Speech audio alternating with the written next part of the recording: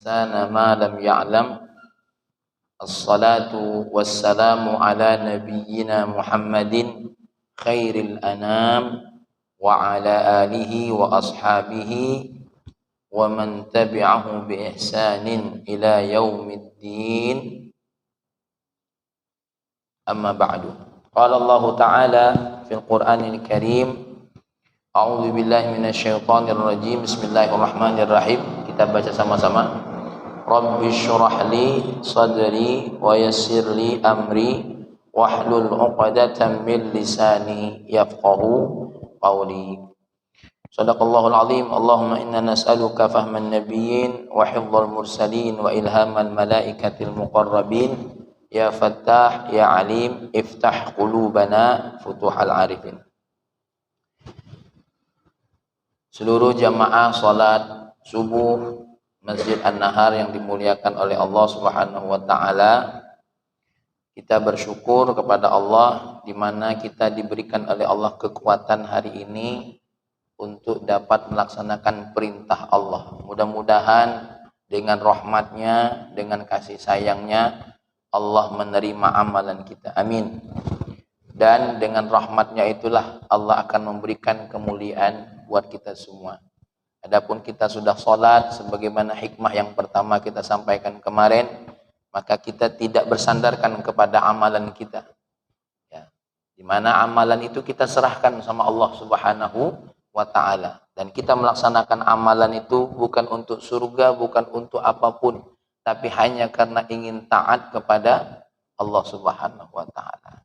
Dan sebagaimana hikmah yang pertama, kita setiap kali beramal kepada Allah, maka ziyadatus syukur, bertambahlah kesyukuran kita kepada Allah atas dasar taufiknya dan petunjuknya buat kita semua. Terlebih-lebih kalau sampai tingkatan perasaan kita, ya Allah, ya, mau Engkau hadiahkan apapun dari amalanku atau tidak, yang penting aku melaksanakan perintah ini hanya karena Ibu, bapak-bapak semua jamaah yang dimuliakan oleh Allah, kita akan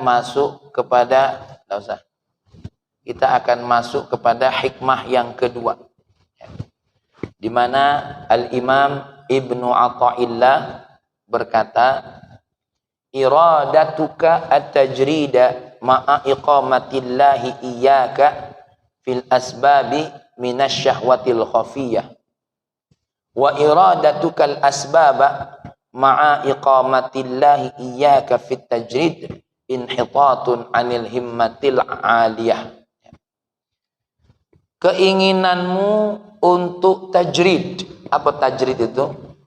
Bebas dari sebab-sebab.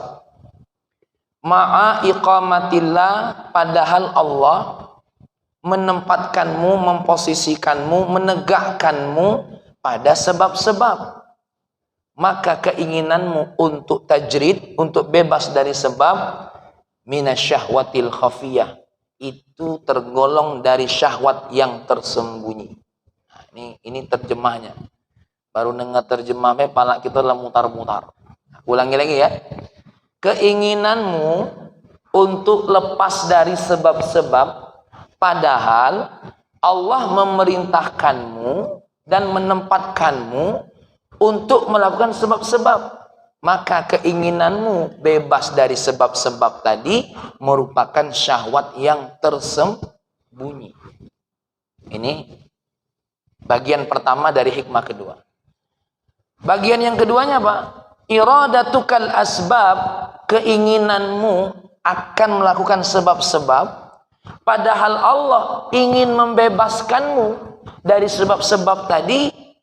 Sungguh engkau sudah jatuh dari makom yang paling tinggi. Saya ulangi lagi, ya. Keinginanmu untuk melaksanakan sebab-sebab, padahal Allah memposisikanmu, menempatkanmu di posisi kamu tidak harus melakukan sebab-sebab. Tajrid, engkau bebas dari sebab-sebab. Maka ketika engkau pada posisi ini ingin melaksanakan sebab-sebab, sungguhnya engkau sedang turun, engkau sedang jatuh dari posisi yang tinggi menuju posisi yang rendah, ya. Maka ini ada dua keadaan. Nah, tapi sebelum saya masuk kepada maknanya, kita lihat dulu makna al-alfaz. Ya, makna al-alfaz. Apa yang dimaksud dengan al-iradah itu? Al-mail, keinginan. Sebagian ulama mengatakan al-iradah ini turadiful hubba. Bisa jadi maknanya juga cinta. Jadi ketika seseorang ingin sesuatu, bisa jadi itu keinginan, atau bisa jadi itu juga cinta. Al-ithar, namanya keinginan itu apa? Ketertarikan, itu namanya keinginan. Nengok mobil bagus, enak beli nih. Nah, gitu. Ya, kepengen. Nengok betina bagus, lain lagi nih. Ya. Tuh, al-mail, keinginan. Kemudian at-tajrid, apa yang dimaksud dengan tajrid? At-tajrid itu lepas dari sebab. Lepas dari sebab. Dia ini sehat, tiba-tiba sakit. Sudah dicek sebabnya tidak ketemu. Nah, ini namanya tajrid. Kondisi yang terjadi tanpa sebab. Gitu loh. Ya, kondisi yang terjadi tanpa sebab. Sakit tidak, apa-apa tidak, tahu-tahu ninggal. Ya. At-tajrid. Kalau ada yang ninggal lagi balap motor, itu ada sebabnya. Kencang, ya kan? Bisa jadi aspalnya masih kasar, ya kan itu. Macam-macam lah. Tapi ini adalah posisi di mana tanpa sebab. Ya. Lagi duduk-duduk tahu-tahu kenyang. Apa lagi kenyang ini? Tanpa makan, tanpa minum, tahu-tahu kenyang dan enak makan. Nah, itu ada orang-orang posisi seperti ini. Itu namanya tajrid, ya. Lagi duduk-duduk tahu-tahu ada yang ngenjuk duit. Wah, ini pasti galak-galak kamu nih kan? Ya kan? Ketinggalan dari rai kamu semua ya. Al-iqamatu fi syai' ats-tsabatu fi. Yang dimaksud dengan al-iqamah di situ apa? Untuk menetap. Tetap melaksanakan. Asy-syahwah, adapun syahwah, imbi'atsun nafsi. Apa imbi'atsun nafsi? Detikan hawa nafsu, imbi'ats. Itu namanya syahwah. Ya. Li talabil malaih tab'an, untuk mencari kesenangan. Kalau kita kepengen mencari kesenangan itu namanya apa? Syahwat. Dan syahwat itu tidak selamanya haram. Tidak selamanya haram. Mencari kesenangan dari istri halal. Ya. Baru yang berikutnya al-khafiyah, aksul jaliyah. Khafiyah itu kebalikan daripada jaliyah, apa? Tersembunyi. Nah, ini bagian pertama dari hikmah yang kedua kita baca. Maka kita akan bahas dulu bagian pertama. Apa itu? Iradatuka at-tajrid, keinginanmu untuk bebas dari sebab-sebab, padahal Allah ingin kamu tetap melaksanakan sebab-sebab itu, maka keinginanmu ini namanya apa? Minasyahwatil khafiyah. Baik. Ya. Sekarang kita akan bahas apa makna ibarah tadi itu. Ya. Apa makna ibarah? Di dalam hikmah ini ternyata ada dua part, ada dua bagian. Ya. Di mana orang antara memilih pengen bebas dari sebab, kemudian ada orang yang kepengen apa? Mencari sebab. Kondisinya yang pertama bagaimana? Ini saya gambarkan. Rajulun yuridu minal asbab ma'anallah aqamahu bi amril asbab. Bagian pertama dari hikmah ini, ada seseorang yang kepengen tidak mau melakukan sebab apapun. Padahal Allah menyuruh dia untuk melakukan sebab itu. Maka keinginan ini adalah merupakan keinginan syahwat yang tersembunyi. Nah, sebagai contoh bagaimana? Biar mudah menggambarkannya. Saya ngambil contoh ini dari kitab Syarhun wa Tahlil punya Dr. Muhammad Said Ramadan Buti. Contohnya apa? Rajulun anatallahu bihi mas'uliyatan. Seseorang yang dikasih oleh Allah tanggung jawab. Apa? Istri, anak. Fahuwa muhatun bi asbab. Maka saat itu tentu kita punya tanggung jawab untuk melakukan sebab-sebab. Sebab-sebab apa? Karena kita punya istri. Apa yang Pak Dokter lakukan kalau untuk istri ini? Cari rizki, cari nafkah, memberikan apa yang diperlukan. Kalau kita punya anak, apa yang kita lakukan? Mendidik, mulai dari memberikannya makan, memberikannya pakaian, memberikannya apa? pendidikan. Tentu ini semua harus. Dan ingat, uang cari rezeki itu tidak lepas dari apa? Anil kadahi, dari kesulitan. Ya, dari kesulitan. Mang Rosik, berapa lama begawe dulu Mang Rosik? Sebelum pensiun? 32 tahun. Itu bukan mudah. Seneng tuh waktu pertama kali diterima. Sudah tuh. Gawian tuh tidak kata yang disenangi. Bukan disenangi. Tidak kata yang mudah. Pasti ada kesulitan. Ya. Wa ilal kadhi fi sabilihi. Tsumma yuhawilu. Tapi terdetik di hatinya bagaimana? Wa yuhalihu ayyarqa ila mustawa shalah wa taqwa. Ini orang kepengen sampai derajat soleh, derajat takwa, dan naik tingkat tauhid sampai ningkat tawakal kepada Allah. Lalu dia berkata pada dirinya, kayaknya aku tidak perlu ke pasar, aku tidak perlu jualan, aku tidak perlu begawe, dan aku tidak perlu susah-susah. Ya, karena apa? Saya yakin Allah Subhanahu wa taala berfirman, fabtaghu indallahi rizqa. Kamu tuh carilah dari sisi Allah rezekinya. Jadi tidak usah begawe, ya. Ya, dia cuma nak nunggu kalau Allah tuh kaum Nabi Musa turun makanan langsung dari langit, catering langit. Ya. Wa muqinun bi anal asbabal madiyah kullaha junudun biyadillah. Dan dia yakin sebab-sebab tadi merupakan tentara-tentara yang ada di dalam genggaman Allah.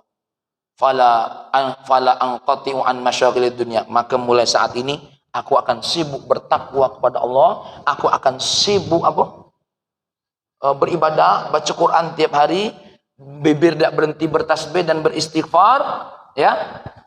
Dan aku akan lepas diri dari apa? Dari urusan-urusan jual beli untuk mencari rezeki. Ila ibadatillahi azza wa jalla. Menuju ibadah kepada Allah. Kira-kira ini benar apa tidak? Hah?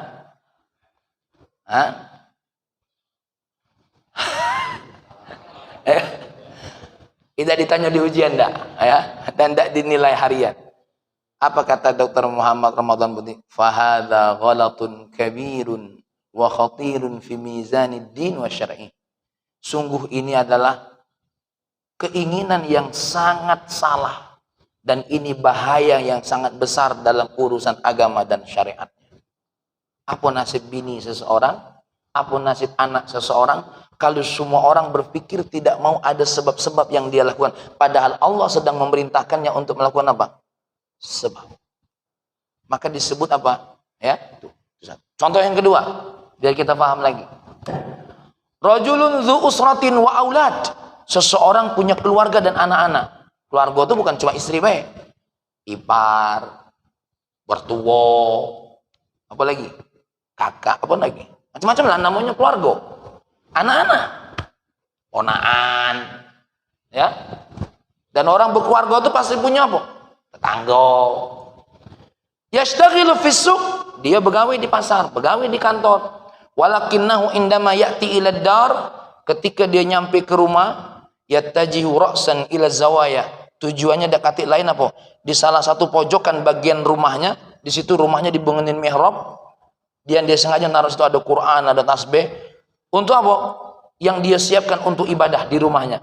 Duna an yaltafita yumnatan wala yusratan. Dengan tanpa melihat kiri dan kanan.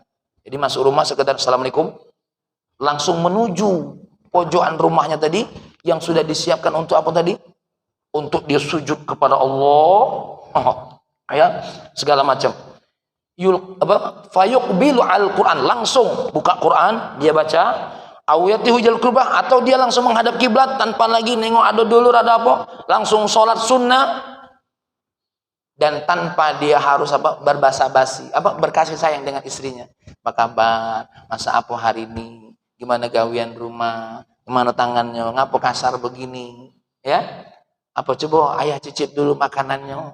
Wah, tanpa ayu basitah, tanpa harus berperilaku baik dengan istrinya, ya, yang padahal istrinya nunggu dari pagi sampai sore, nunggu dia balik. Begitu juga dengan anak-anaknya.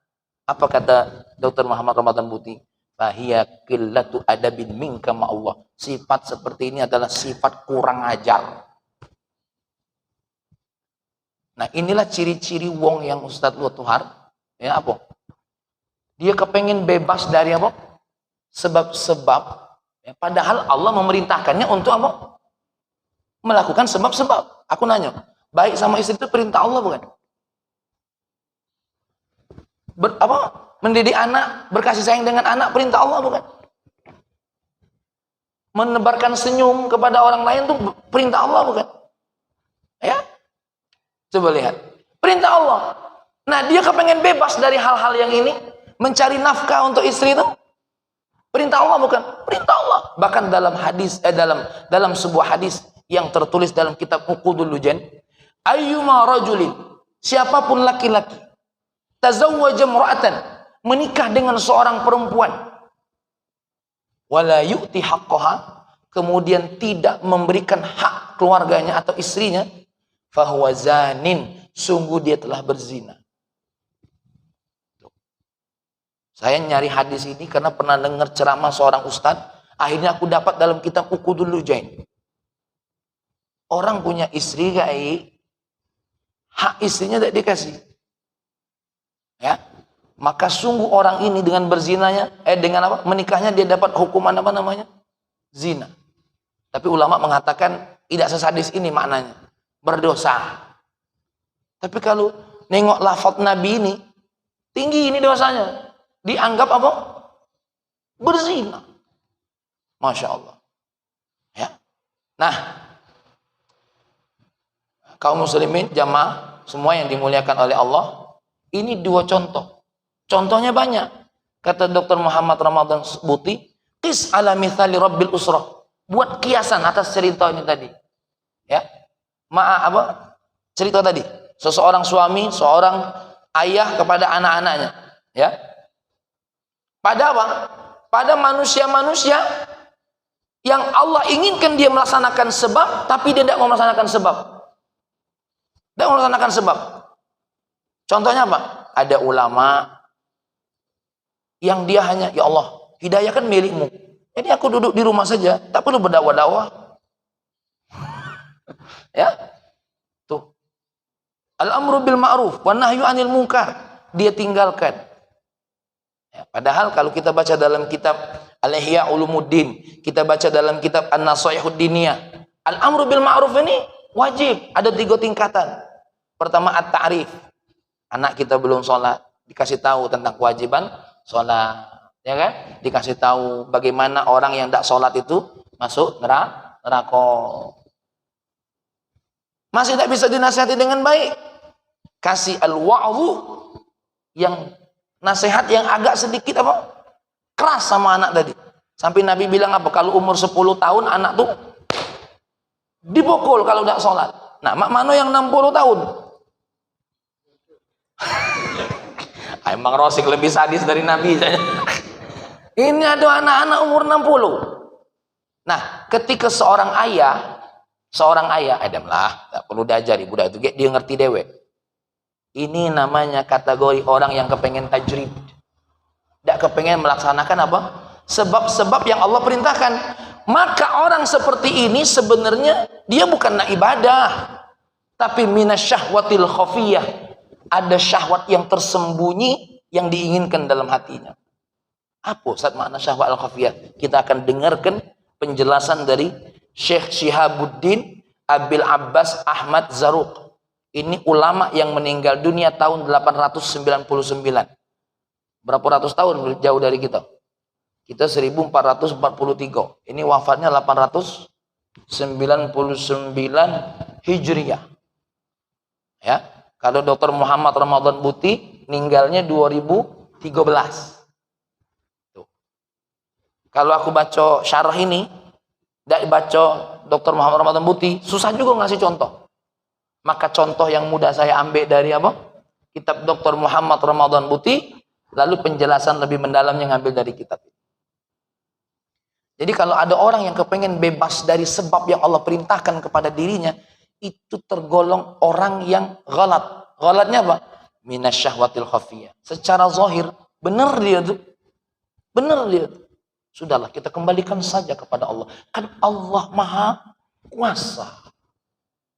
Ya, seperti Ada kawannya Ustaz Soekarno, ngapa agama Allah tuh nak ditolong? Wah, ya kan?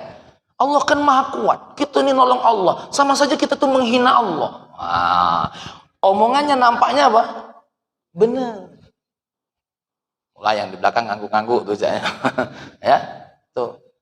Allah akan maha rezeki. Kita duduk baik di sini, bakal dapat rezeki. Masya Allah. Hah?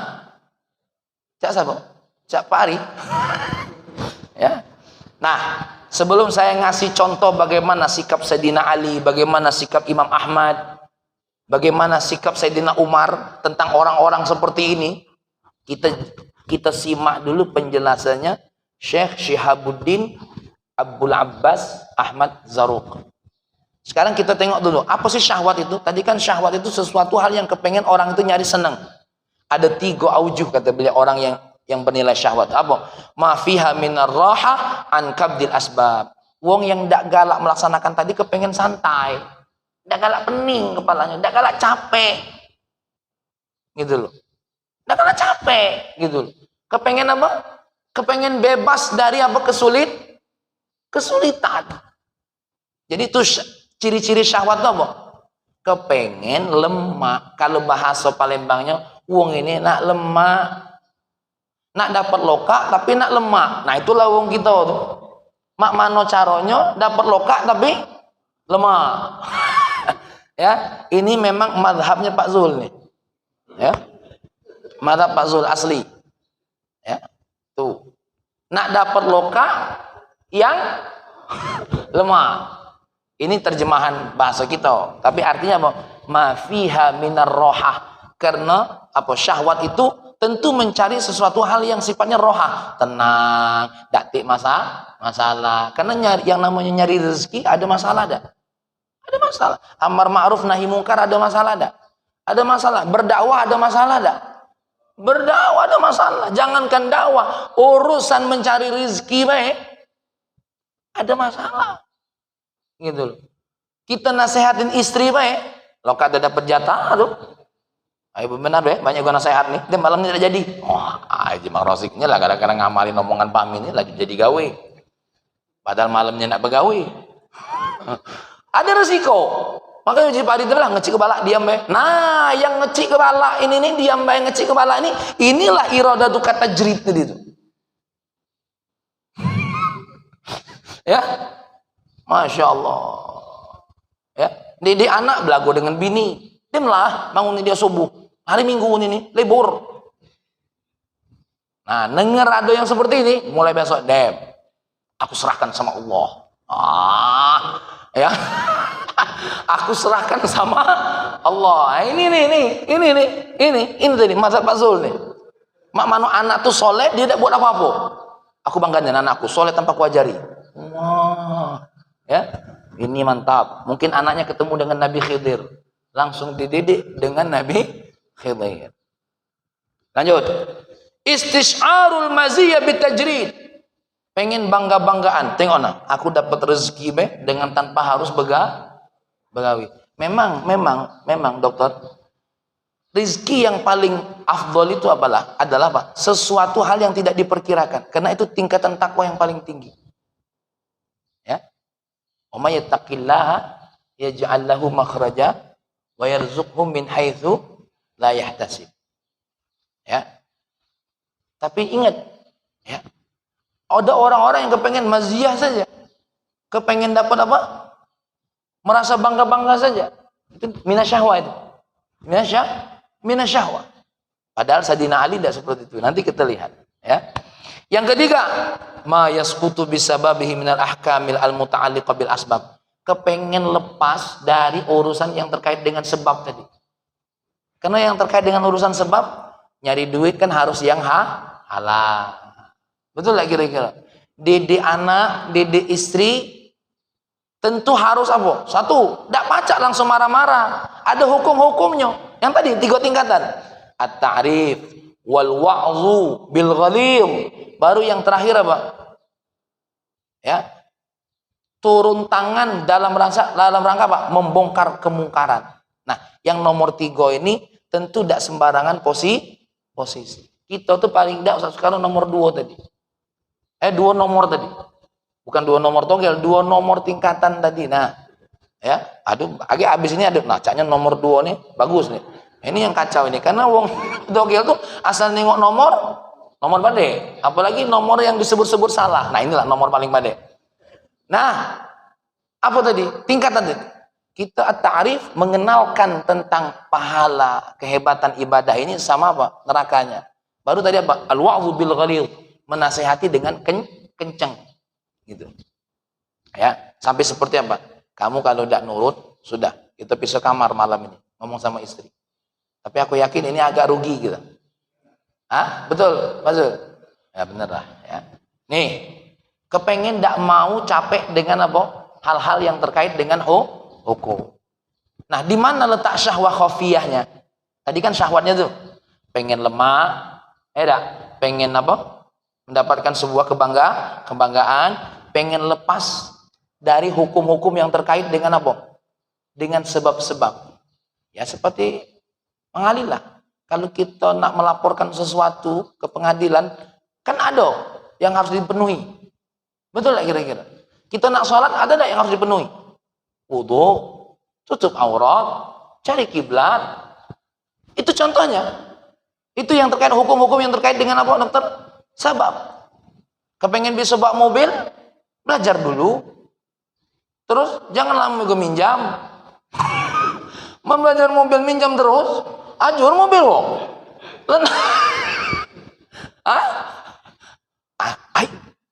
Banyak hukum-hukum yang terkait dengan sebab. Maaf ya, kami menjelaskannya dengan bahasa apa namanya yang mudah, ya, yang mudah. Nah, di mana letak syahwat khafiyahnya? Yang pertama, annat tajrid bi dharihi mu'lim. Dia menggambarkan seolah-olah apa? Seolah-olah melakukan sebab itu menyakitkan. Wa fi tayyihi ma dzukira minal mulaiman. Padahal itulah yang cocok buat dia. Kan seolah-olah apa? Seolah-olah kan kalau tidak begawi itu apa? Zuhud. Jauh dari dunia. Seolah-olah apa? Justru kami yang nganggur inilah yang lebih menyakitkan daripada cacak kamu yang begawi itu. Padahal dia tidak kalah capek. Itu maksudnya tuh. Nak nyari lemak uang ini nih. Nak nyari lemak. Dan ini ditutup dengan alasan nak soleh, dengan alasan apa? Nah, takwa tadi. Dengan alasan itu. Maka jangan heran. Nabi kan pernah negur sahabat Nabi. Aku pengen puasa dan tidak buka. Aku pengen ibadah dan tidak nikah. Aku pengen bangun malam, tidak tidur. Kata Nabi, man atqakum. Kata Nabi, bini aku 9. Ya. Sudah Pak Zul. Bukan 9-nya yang ditengok ini. Kaget 9-nya baik yang ditengok. Ya. Subhanallah. Ini akan menyentuh. Yang kedua, apa letak syahwat khafiyahnya? Anna zahirahu al-qasdu al-inqita'u lil haq. Zahirnya seolah-olah dia ini apa? Pengen lepas dari sebab untuk menuju yang lebih benar. Itu zahirnya. Maka dia sembunyi di balik hal itu.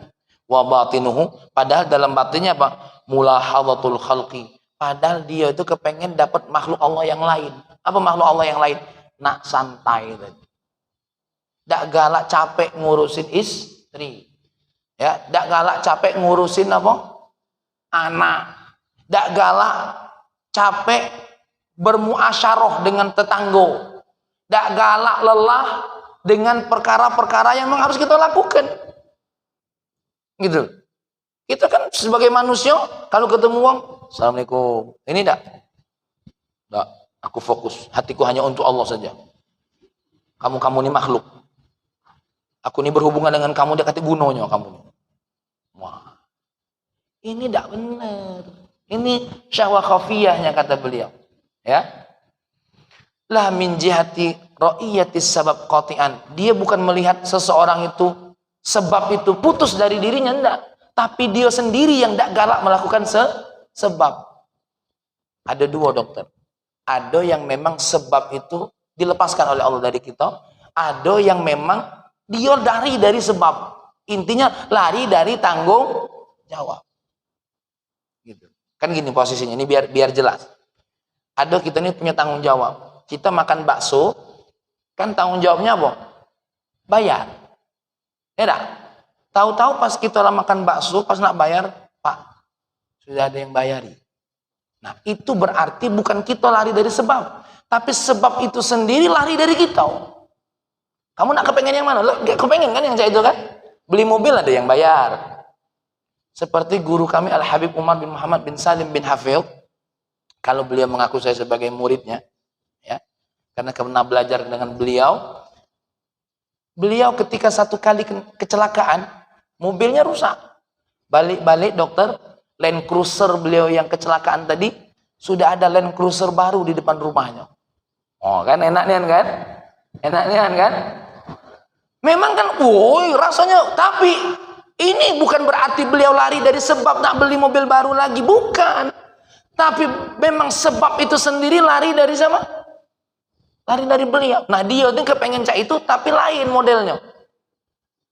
Dia bukan kepengen sebab itu putus dari dia, tapi pengen dia dewek yang nak putus dari sebab. Ya. Nah, baru yang ketiga, apa letak syahwat khafiyahnya? Anna zahiraha ittiba'un lil muradi syar'an wa batinuha mukhalifatul irada fi dzalika. Nampak-nampaknya dia ikut syariat, tapi batinnya justru dia tuh kebalikan. Kenapa? Bukankah tadi saya sebutkan, baik dengan istri, dengan anak, dengan dulur, itu bagian dari kebaikan. Ya. Maka ada hal yang ditulis di sini, yang ada yang ditulis oleh beliau, ya. Tapi saya tidak rangkum di sini. Katakan sama orang seperti itu, kamu tuh di antara dua telapak tangan. Ini ada wajibnya, ini ada wajibnya. Ini orang sama seperti dengan orang yang, mohon maaf, habis buang air besar, nyuruh nyebok, padahal dia banyak nyebok. Ya, kepengen lepas tangan, padahal dia tuh di sisi dua hal. Ya, ini terkait dengan hubungannya dengan siapa? Allah. Ini terkait dengan hubungannya dengan siapa? Dengan manusia. Contoh lain bagaimana dokter? Kepengen masuk surga, tapi dengan alasan ma'rifatullah, tidak galak sholat. Ini mazhab KAI. Aku kenapa tidak sholat? Ma'rifatullah. Nah ini yang disebut tasawuf dhal. Ya, dibantah oleh ulama-ulama kita. Yang namanya yang beribadah kepada Allah itu tentu ada riyadhahnya, ada mujahadahnya. Ngambil wudhu itu bukan mudah ngambil wudhu itu. Sampai-sampai Nabi bersabda, "Idza tawadda'al 'abdu", kalau seorang hamba berwudhu, famat madha, kemudian dia kumur-kumur, kharajat khatayahu min fammihi, keluar dosa-dosa dari mulutnya. Begitu juga ketika dia istinsyar, keluar dosa-dosa dari hidungnya. Tuh. Ketika dia berusap, keluar dosa-dosa dari mana? Dari mukanya sampai dari selipan mata ini. Ya. Ketika dia basuh tangan, keluar dosa-dosa dari mana? Dari tangan. Ngusap kepala, itu baca hadis, ada hadisnya. Ya. Itu Allah saking nak nyuruh kita apa tadi? Melakukan asbab. Gitu. Asbab ini diperintahkan oleh Allah. Ini kan ada hubungannya dengan hikmah yang pertama. Kita melakukan sebab-sebab itu karena perintah Allah, bukan untuk bergantung kepada sebab, tidak. Ya. Nah, ini orang ini nampaknya kepengen apa? Kepengen melakukan hal yang hak. Padahal sebaliknya orang ini. Sebaliknya. Fi wujudi dzalika, ya. Nah, ini makna syahwat yang khafiyah. Orang yang kepengen bebas dari sebab, padahal Allah memerintahkannya sebab, sungguh itu minasyahwatil khafiyah. Itu tuh syahwat kau, itu tuh kendak kau. Cuma kau tuh bersembunyi dari kendak kau. Jadi kalau kita punya dulur, kau nih ngapa sibuk di masjid ini? Sudahlah, aku serahkan rezeki kepada Allah. Ah, ini minasyahwatil khafiyah wong ini. Ini nunggu buku di masjid ini nih.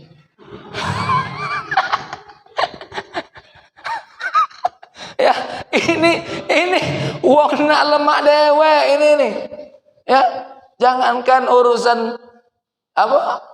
Rizki, Allah ada perintahnya. Dakwah ada prosesnya, nyari rizki ada prosesnya, masya Allah. Nah, saya akan ceritakan ba'dur riwayat anis salaf, beberapa riwayat dari salaf fi adamit tajrid, mereka tidak membebaskan diri dari sebab inda iqamatillahi bil asbab, ketika Allah menetapkan apa?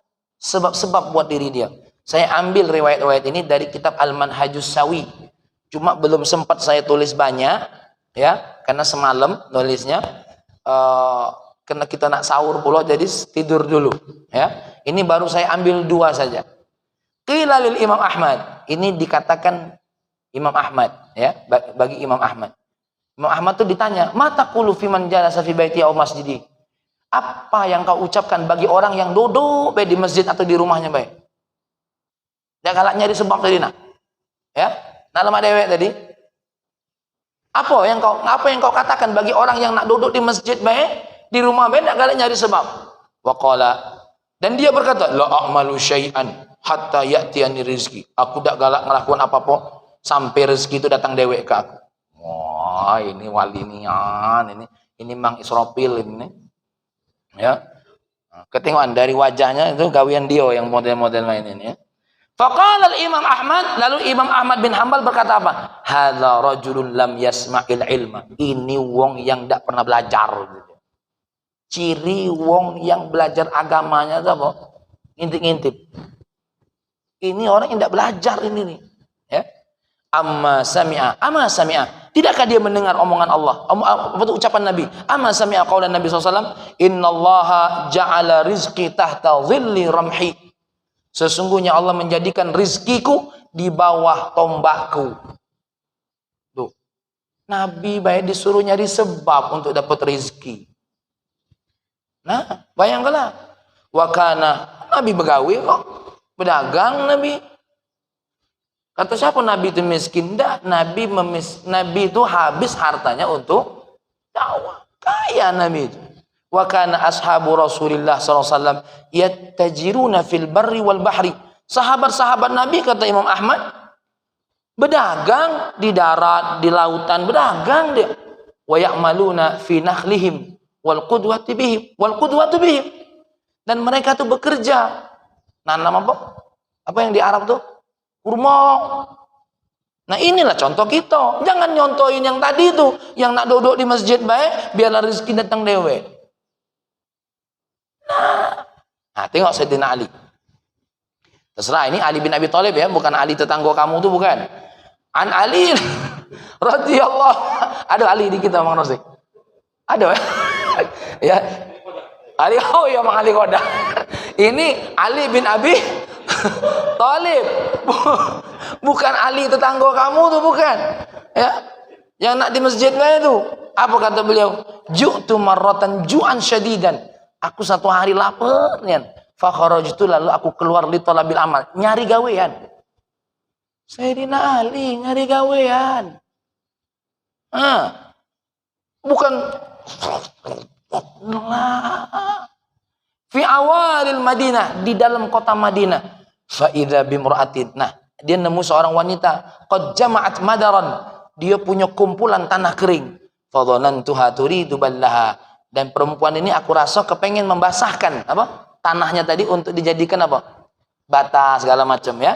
Kullu dhanubin, setiap satu embernya dihargai 1 kurma. 1 kurma, 1 ember, 1 kurma. Ya Allah. Ya. Ini kira-kira mahal apa murah, Ustaz Sukatno?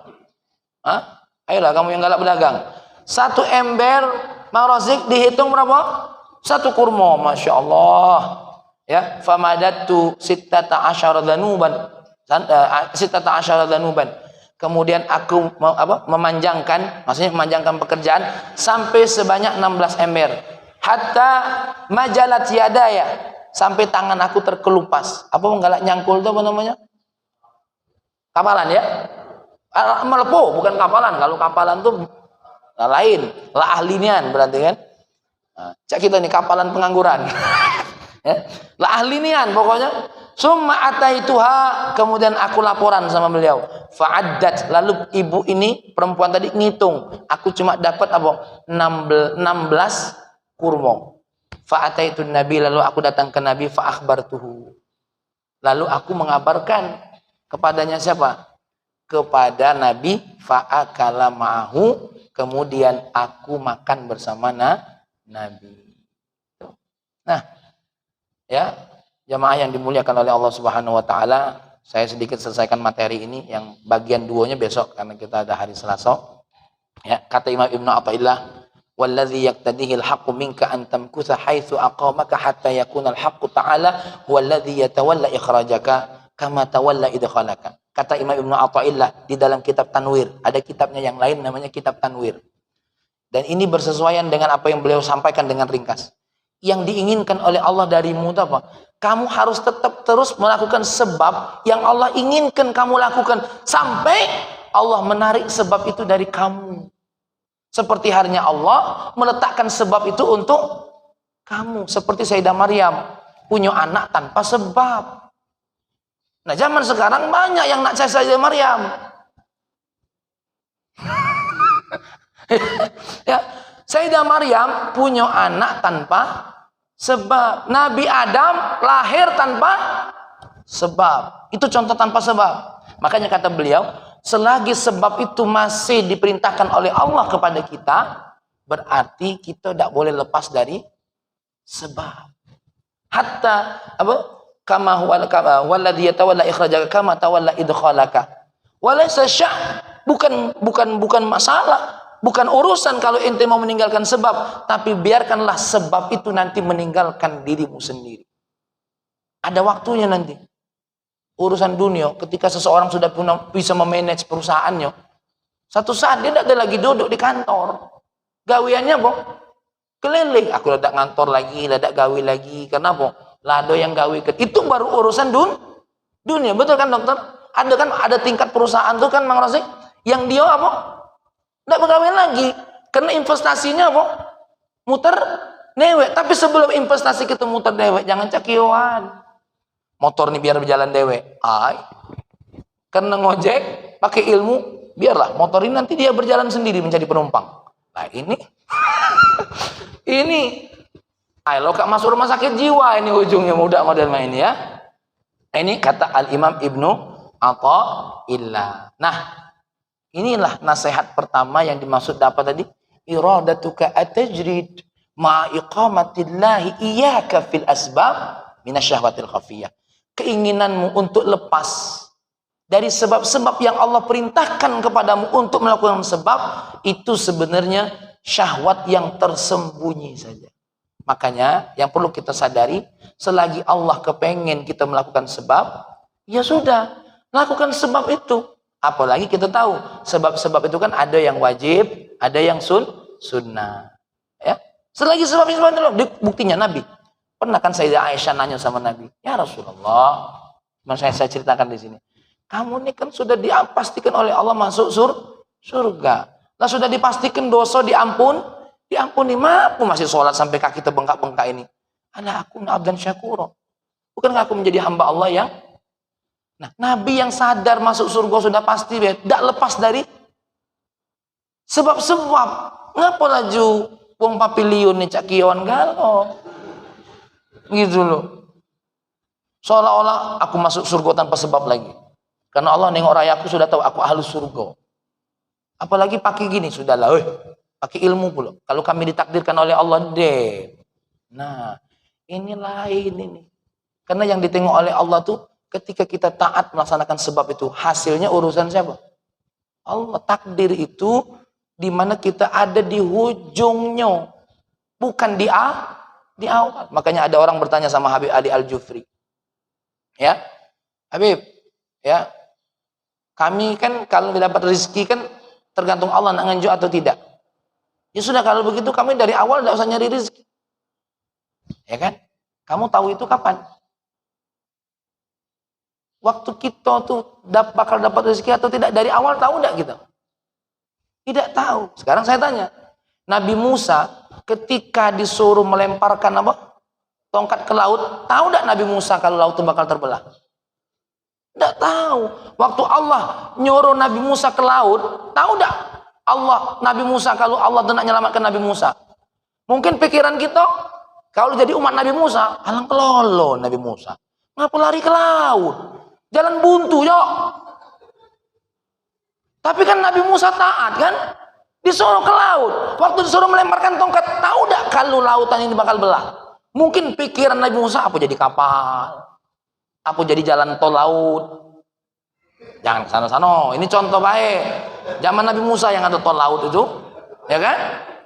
Tuh, apa cak mano? Nah, tidak tahu Nabi Musa tuh, tidak tahu nih Bang Rozik. Bukanlah dikasih kabar. Pokoknya suruh nyari laut, dilempar. Oh ini kehendak Allah nih. Itu. Kita tidak tahu. Kita didik anak tuh tidak tahu ujungnya. Diperintah oleh Allah didik anak. Lalu baru kita berdoa kepada Allah. Aku tunjukkan ayat Allah. Kita baca sama-sama kalau hafal. Laqad ja'akum rasulun min anfusikum azizun alaihi ma'anittum. Nabi itu merasa khawatir kalau kita ini berdosa. Harisun alaikum bil mu'minina raufur rahim. Nabi itu sangat menjaga umatnya. Ya, wabil mu'minina raufur rahim. Nabi itu sangat sayang, sangat cinta dengan orang-orang yang beriman. Fa in tawallau. Nah, ini ujungnya nih. Fa in tawallau. Kalau mereka tidak galak nurut, faqul hasbiyallah. Katakan hasbiyallah, cukuplah bagiku. Hasbiyallahu la ilaha illa huwa alaihi tawakkaltu. Tiada Tuhan selain Allah dan kepadanya aku bertawakal. Ujungnya baru bertawakal, sebelumnya 3 langkah, dokter. Azizun dulu, merasa khawatir dulu. Tengok Nabi itu saking khawatirnya. Dinasehati, ditegur. Harisun, dijago, didoai terus. Bil mu'minina raufur rahim. Disampaikan dengan kasih sayang. Ya, Nabi juga pernah agak sedikit memerah wajahnya karena ada sahabat yang tidak galak nurut. Aduh. Gitu loh. Sampai Nabi mengancam, siapa yang tidak galak sholat berjamaah, kakek ku bakar nih rumahnya. Untungnya ini tidak wajib, bangsa wajib habis papiliun. Ya, Bang Rosik jadi ketua amal kematian, tugasnya bakar rumah baik.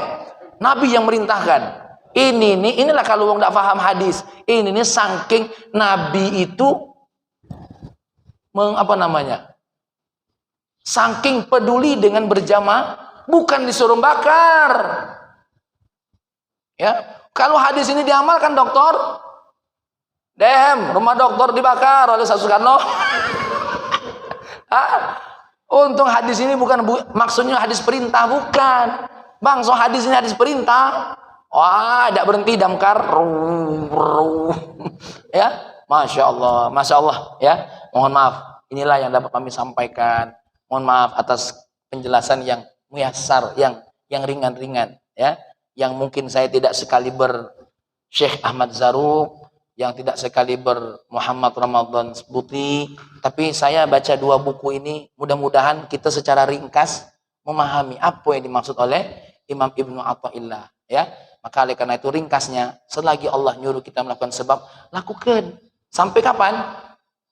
Sebab itu sendiri nanti pergi dari diri kita. Baik terkait dengan urusan ibadah mahdhah ataupun terkait dengan urusan apa? Ibadah kita bainan nas. Teruslah senyum, karena senyum itu mengundang cintanya Allah buat kita. Jangan tinggalin senyum. Aku senang senyum Allah baik. Jangan mak itu.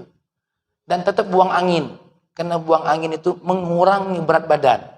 Jangan termasuk makruh, buang angin nahan-nahan itu makruh. Itu semua sebab-sebab yang diperintahkan oleh Allah. Jangan mulai dari ini, udah galak kentut lagi. Kenapa? Bahaya kalau kentut itu. Nah, itu semua sebab-sebab dari Allah. Tetap makan, ya. Ya, tetap makan. Urusan makan ini, kata guru kami Al-Habib Abdullah bin Muhammad Baharun, ketika orang lagi seneng berbuka ini, banyak makan-makan, jangan kamu tolak. Kenapa? Bahagianya mereka dengan makanan tadi, itu tanda bahagianya mereka dengan nikmat Allah. Tapi ingat, madama lam yaktasib muharramah, selagi tidak melakukan hal yang haram. Ciri yang haram itu apa? Berlebih-lebih sampai terbuang. Ini wah Pak Zul kan cocok ini dengan aku. Pak Zul ngomong dengan Pak Ari cocok ini. Makanya kita makan banyak-banyak. Tapi jangan terbuang. Barangkali ini saja. Ada pertanyaan satu? Silakan Mang Isrofil dulu. Mang Ali kemarin sudah. Ini satu. Silakan Mang Isrofil, tamu baru. Waalaikumsalam. Bahaya ini kalau yang waliullah nanya nih.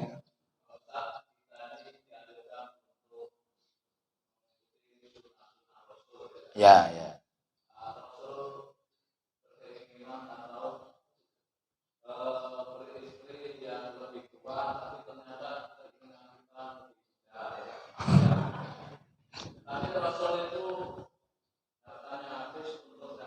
Ya.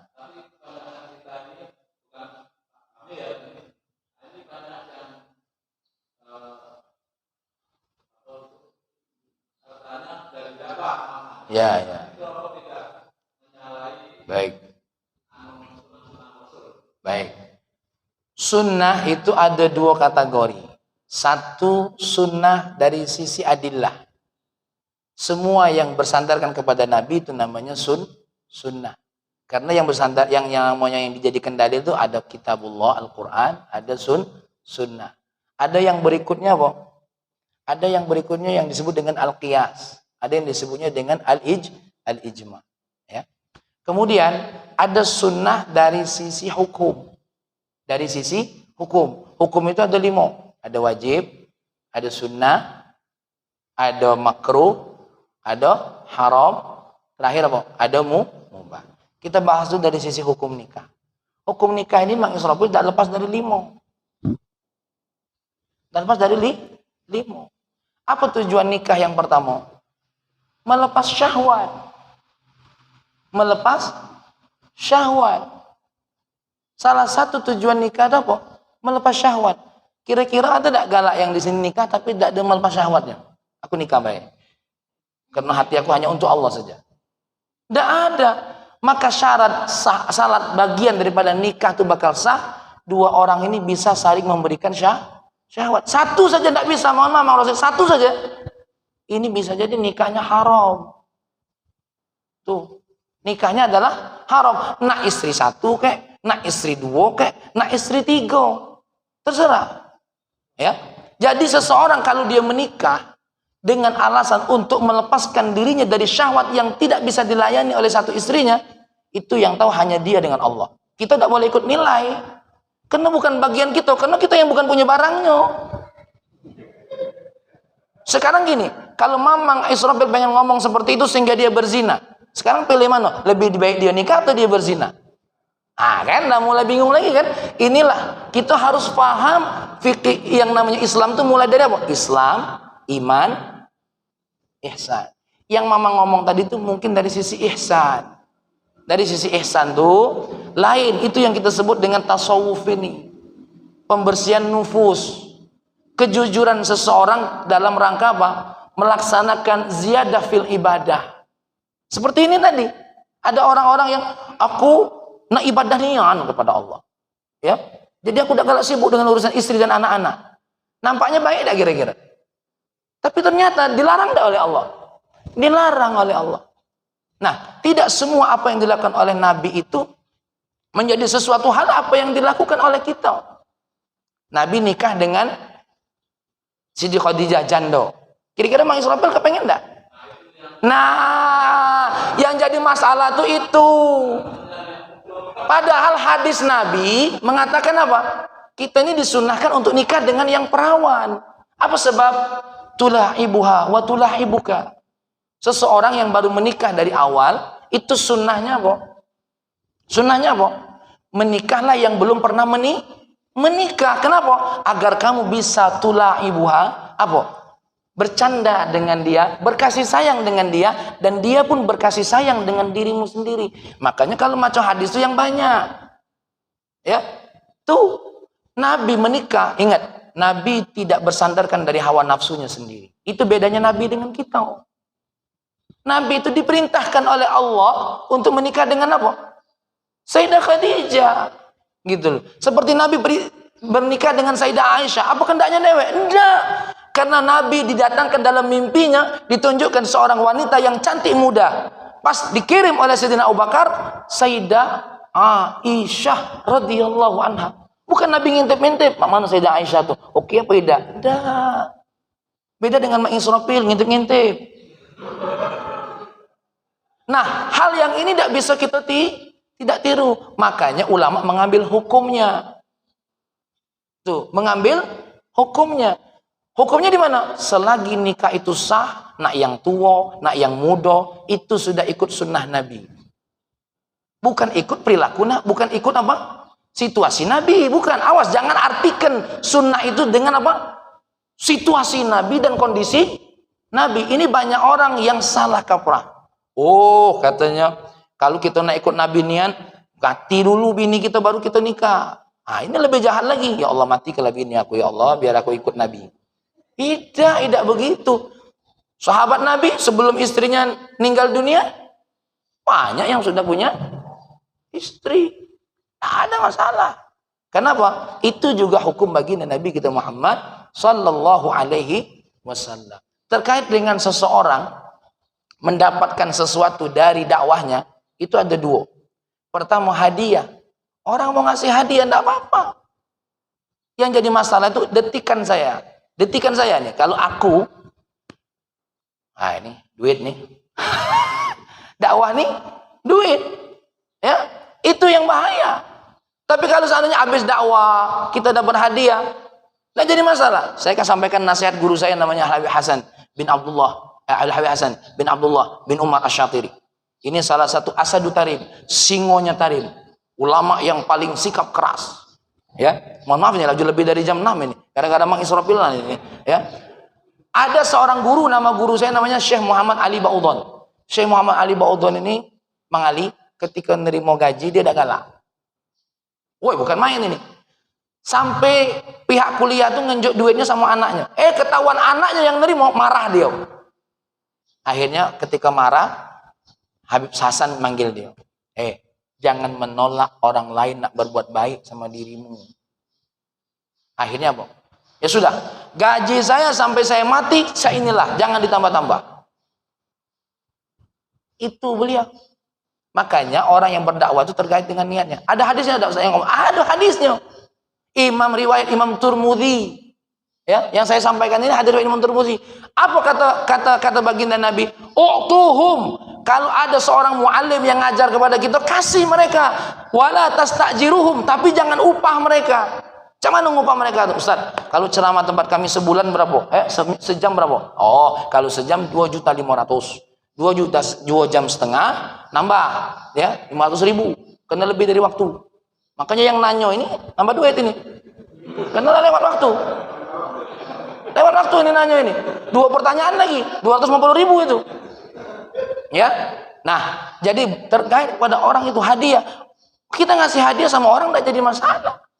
Ya, tapi kalau sampai ada transaksional, ceramah 2 bulan, 2 jam sekian lah. Ini yang diharamkan karena sesuai dengan hadis Nabi. Utuhum, dalam riwayat azimuhum, muliakan orang-orang yang mengajar, tapi wala tastajiruhum, jangan buat transaksional, buat upah-upahan lah.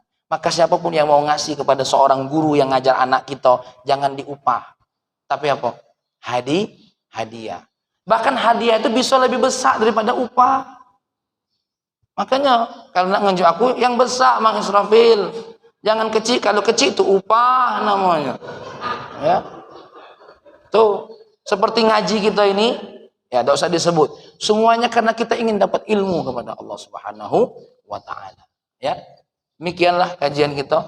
Itulah mungkin yang bisa saja Mang Israfil. Puas tagola dewek, tidak puas dem. Ya, yang pasti kita jangan sibuk menilai apa yang ada pada diri orang. Kita sibuklah menilai apa yang pada diri kita. Insya Allah semuanya dalam kondisi yang dinilai oleh Allah Subhanahu wa taala. Sama seperti kita tarawih ini. Kita jangan sibuk nilai wong yang di luar masjid. Biarlah Allah yang menilai mereka langsung.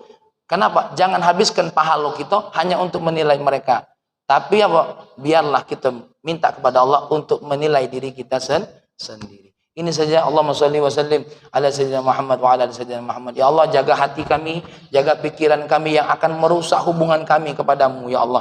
Kalau memang ada, ya Allah, ampuni, ya Allah. Ampuni, karena kami adalah hamba-Mu yang penuh dengan dosa. Tak lepas daripada bisikan syaitan, ya Allah. Kami minta kepadamu, ya Allah. Kalau ada rasa ketidakikhlasan dalam berdakwah, dalam belajar, dalam mencari rezeki, dalam melaksanakan perintah-Mu, cabut ketidakikhlasan itu, ya Allah. Bimbing kami sampai kami nanti di hadapan-Mu, akhir hidup kami dengan husnul khatimah, ya Allah.